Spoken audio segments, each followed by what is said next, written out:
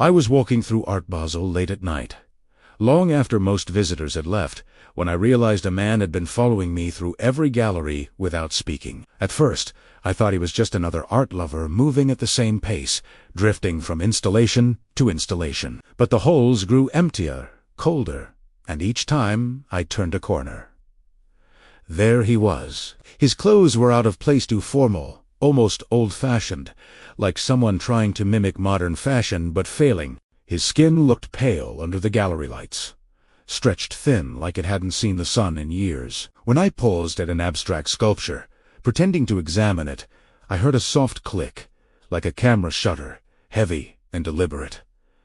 I turned around. His hands were empty. No camera, no phone, just a fixed stare, glassy, hollow. I started moving faster, weaving between sculptures and installations, trying to convince myself it was all some kind of performance art. The clicking followed me, softer now, coming from multiple angles at once. Every time I looked over my shoulder, he vanished from sight, only to appear again moments later at another hallway junction. My heartbeat echoed in the empty spaces, the fair suddenly feeling like a maze designed to trap me. I ducked behind a large installation, hoping to catch my breath, but he stepped out of the shadows with the same hollow stare. He didn't speak. He didn't move quickly. He just approached, slow, deliberate, like he had all the time in the world.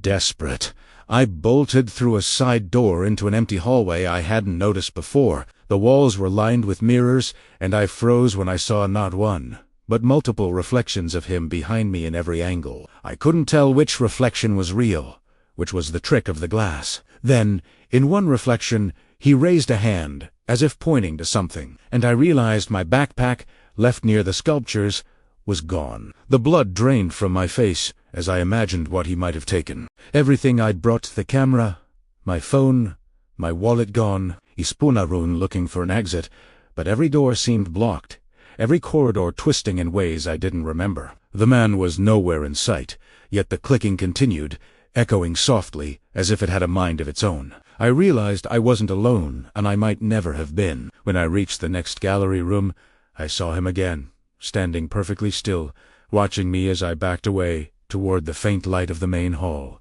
The walls around him distorted in the shadows, and I felt my chest tighten. He didn't move, but I knew he was waiting for me to make a mistake. I forced myself to move, keeping my back to the wall and scanning every shadow for signs of him. The main hall was nearly empty, but the faint echo of his footsteps was at the clicking.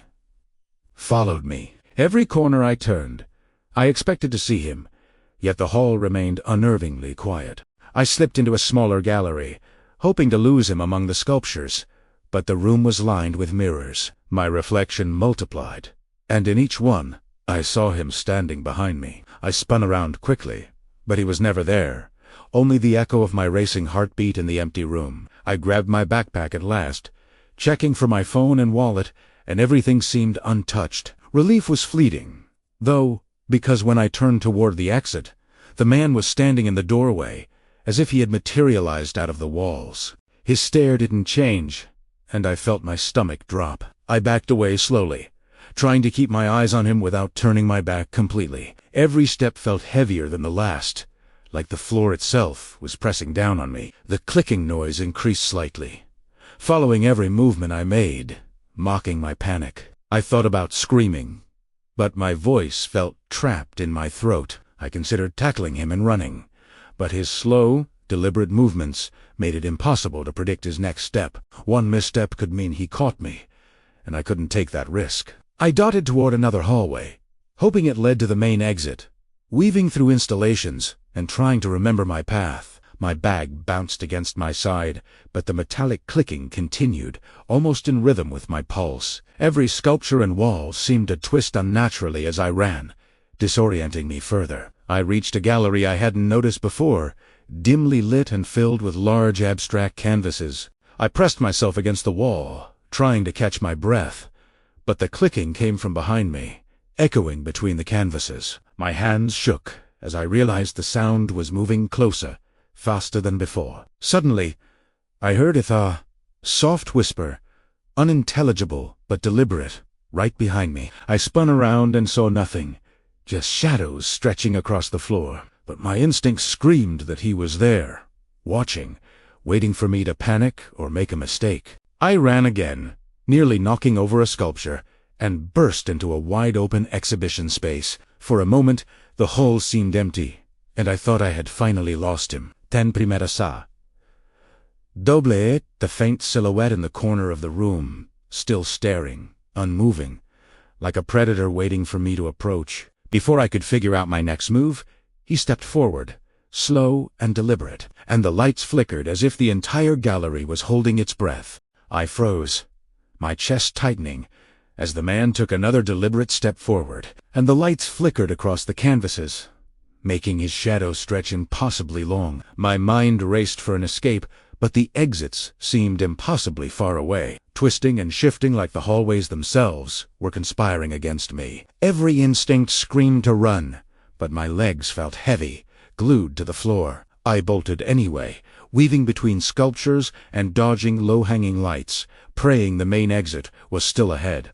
The clicking followed me, closer now, echoing through every empty corridor. I didn't look back, afraid the sight of him would freeze me in place forever, but I could hear the rhythm of his footsteps perfectly matching mine. Turning a corner, I collided with a security rope, almost losing my balance, but I managed to keep running. I thought I saw him emerge from the shadows behind me, his movements eerily calm compared to my frantic panic. I stumbled into another gallery, nearly tripping over a display, and for a brief second, the room seemed empty again, the clicking fading slightly. I caught my breath for only a moment before realizing the man was closer than I thought, standing at the edge of the light spilling from the doorway. His stare didn't waver, and I felt an instinctive chill, the kind that tells you someone knows every step you plan to take. I turned and ran toward the main hall, heart hammering, knowing he was following. The exit was in sight, and I pushed myself harder than I ever had, my backpack bouncing violently against my side. Behind me, I heard the distinct shuffle of footsteps, slowing, deliberate, as if he was measuring my speed, gauging my stamina. The flickering light seemed to chase me, making the shadows on the walls twist into faces that weren't there. Finally, I burst through the main entrance and into the Miami night. The crowd long gone, the streets silent, except for the occasional car passing. I didn't stop running until my lungs burned, and only then did I glance back toward the gallery. The doors were closed, the light steady, and the street empty. For a fleeting moment, I thought I had escaped. But later, when I checked my trail cam footage from inside the gallery, my stomach dropped. There he was again, standing at the far end of the hall, staring directly at the camera, motionless but unmistakably watching. It didn't matter that I was gone. He had already marked me. I haven't returned to Art Basel since, and sometimes, lot at night. Primera warned, if A.S. still out there, waiting for the next person who lingers too long. I'll never forget the way those eyes followed me, even when I was miles away, and the memory makes every quiet space feel unsafe. If you enjoyed this story, consider liking and subscribing for more. I arrived at Art Basel with my friends, just as the opening crowd poured in, colorful lights reflecting off the glossy floors. Everywhere I looked, people moved like rivers of neon jackets and glittering accessories, the noise buzzing in my ears. I stayed close, but the sheer mass of bodies made it impossible to keep track of everyone. We stopped at a large, interactive sculpture, and I leaned in to examine the moving lights and shadows. When I looked up, my friends had vanished into the crowd, swallowed by the mass of visitors like we were invisible. Panic crept in as I realized I was alone in the pulsating maze of art and people. I tried to retrace our steps, weaving past clusters of attendees, their animated faces pixelated in my memory under the flickering exhibition lights. Something felt off. A man in a black jacket mirrored every turn I made, drifting between the crowd but never bumping into anyone. My heart picked up, but I tried to convince myself it was coincidence. I approached a tall sculpture of mirrors, hoping to spot my friend's reflections, but only the man's pale face stared back at me repeatedly from every angle. The mirrors warped him slightly, but his cold, calculating eyes were unmistakable, scanning me with quiet patience. I stepped back, feeling the crowd tighten around me. trapping me like a living frame. I decided to push toward the exit, moving through neon-lit corridors lined with digital installations. Each turn seemed to bring me deeper into unfamiliar territory, the crowd thickening around me, almost intentionally guiding me away from every doorway. That same man lingered at the edges of each group, disappearing and reappearing with every blink. A large holographic projection distracted me briefly, casting rainbow colors over the sea of visitors, but when I turned back, it was Closair, stepping alongside me without a sound. I tried to dodge into a side gallery, but the mass of people moved in waves, subtly nudging me toward the center of the floor. It felt deliberate, orchestrated, suffocating. I spotted a security desk in the distance, a potential safe spot, and pushed through the crowd, my arms brushing strangers as they glanced at me indifferently. He moved with uncanny precision, always between me and the exit, silent, calculating, waiting for me to make a mistake. Every pixelated reflection in the glass around me seemed to emphasize his presence, impossible to ignore. The flashing lights of a digital art installation made shadows stretch across the floor like elongated fingers, and I caught a glimpse of him watching from behind a column. I ducked, heart hammering, trying to merge with a group of attendees, but he stepped out exactly where I expected, like a phantom tracking my every move. I realized I wasn't losing him. I spotted a narrow side exit just a few feet away, but before I could reach it, the man was suddenly there, blocking my path with a calm, unreadable expression. I froze, my chest tightening as the man blocked the narrow exit, his shadow stretching unnaturally under the flashing lights of nearby installations. The crowd surged around us, unaware, their colorful jackets creating a sea of chaos that made him almost invisible except for those piercing eyes. I knew I had to move, but the panic in my chest made my legs feel like lead. I tried weaving through the crowd in another direction, dodging neon-clad attendees, but he shifted effortlessly, always appearing in my peripheral vision. Each step I took seemed to guide me farther from the main exit, the throngs of people pushing and pulling in perfect timing. Every glance I stole revealed his calm,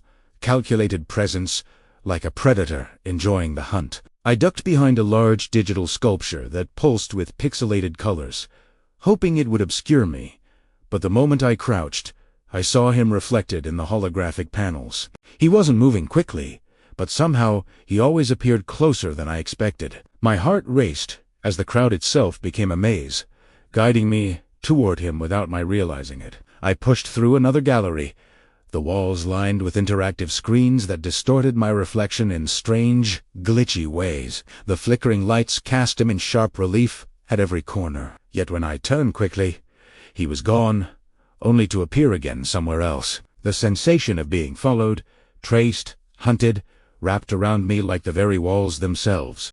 I tried calling out to anyone, but my voice was swallowed by the chattering electronic hum of the fair. A group of visitors passed by, bumping into me without noticing my fear, and the man stepped through the space I had vacated, always keeping me in his silent crosshairs. I realized, with a chill, that I was lost in the crowd by accident. He was controlling it. I sprinted toward a set of stairs, leading to an upper gallery, hoping to lose him in the maze of installations. The neon light reflected off the polished floors, creating hundreds of tiny shadows that made it nearly impossible to distinguish him. Still, every step I took, the sound of soft footsteps and faint clicking followed me, unnervingly consistent. I reached the mezzanine and ducked behind a large interactive sculpture, my back pressed to the cold metal. From this height, I could see the crowd below, moving in a wave of color and noise. But he moved with unnatural precision, cutting through the sea of people toward me. The realization hit, no matter where I went, he could track me, anticipatima. I edged toward a side exit, leading to a quieter hallway, my eyes darting between reflections and mirrored walls. He appeared at the entrance.com, and deliberate, like he had been waiting for me to attempt this escape. I froze, my pulse hammering in my ears, knowing any wrong move could trap me completely. As I prepared to make a break for the exit, he lifted a hand slowly and pointed toward a door I hadn't noticed before, his intent unreadable and terrifying. I took a deep breath and bolted toward the door he had pointed out, my sneakers clattering against the polished floor. The crowd parted strangely, almost too conveniently, guiding me into the narrow hallway beyond the gallery. My heart raced as I realized this path might be my only chance to escape him. The hallway was dimly lit, lined with abstract installations glowing faintly in neon blues and purples. Shadows flickered across the walls with every pulse of the lights, and I could feel him somewhere behind me, moving with a quiet precision that made my skin crawl. I couldn't see him,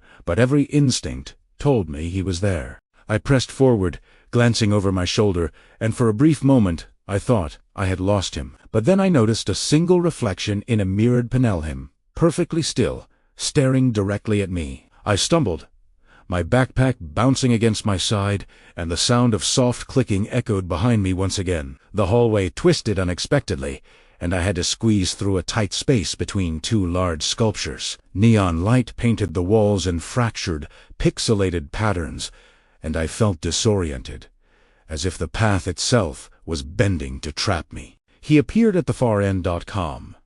Deliberate, his presence dominating the space despite the distance. I lunged toward the next door leading outside, the faint sound of the Miami night reaching my ears through the crack beneath it. But before I could reach it, he stepped into the narrow passage, blocking my path with a casual, terrifying stillness. My lungs burned, my heart thumped, but I couldn't stop running. I made a sudden dash to the side, weaving through the last remaining exhibits, the crowd long gone from these rooms. The flickering lights cast shadows that stretched and bent unnaturally, making it impossible to see exactly where he was. Every step I took, I felt the weight of his gaze follow me, unrelenting. Finally, I burst through a side exit and into the night air, the warm Miami breeze hitting my face. I sprinted across the street, my eyes scanning every shadow, but the galleries behind me were silent, empty, and calm, as if nothing had happened. Relief was fleeting, though I knew he was still somewhere inside, watching, waiting. Later, when I reviewed footage from my phone and a trail cam I had set up, my stomach dropped. The man was in almost every frame, always in the background, always staring. Even when I thought I had outrun him, he had been everywhere, controlling the crowd, guiding me like a puppet, leaving me shaken long after the fair ended. I haven't returned to Art Basel since that night, and sometimes, when I see a crowded room or a flashing light, I feel his gaze again. It doesn't matter how far I am, those eyes, watching silently, are burned into my memory.